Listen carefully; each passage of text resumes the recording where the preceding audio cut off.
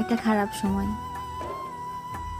ঝড়ের পরে যেমন আবার সকাল আসে, আবার সুন্দর একটি দিনের সূচনা হয়, আমাদের জীবনটাও ঠিক তাই। কত অপমান করতে পারে সুন্দর করে। আর এই মানুষটি হলো আমার জীবনের এমন একটি বন্ধু যে আমার খারাপ থাকা দেখলে রেগে যায়, মানে মন খারাপ করাও যাবে না, সব সময় বকবক বকবক করে। তো আমি ভীষণ স্লো, তো সেটাই আমাকে কপি করছে যে তুমি যদি হতে তাহলে এইভাবে করতে। তো আজকে সকালে পড়ানো ছিল, তো সেই সময় ও তো 10 মিনিট লাগে না, তো আমি তাহলে আজকে করে দিই একটু। আর রান্না বান্না ভীষণ ভালোবাসে করতে।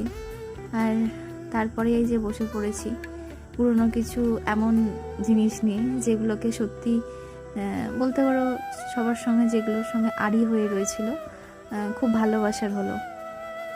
একটা খারাপ লাগা, কার সঙ্গে কার খারাপ লাগা সেটাও ঠিক নয়। তো খুব শখের জিনিসও মানুষ অনেক সময় বন্ধ করে রাখে মনে দুঃখ বলে, তো সেরকমই একটা খারাপ লাগা।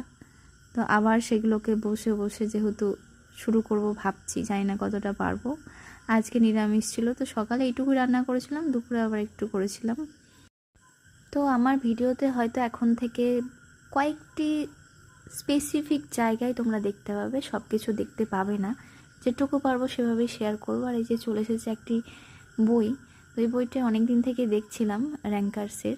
তো বেশ সুন্দর সাজানো গোছানো, নিজে তৈরি করলে যেমনভাবে তৈরি করব ঠিক সেরকম একটি বই, বেশ ভালো লাগলো।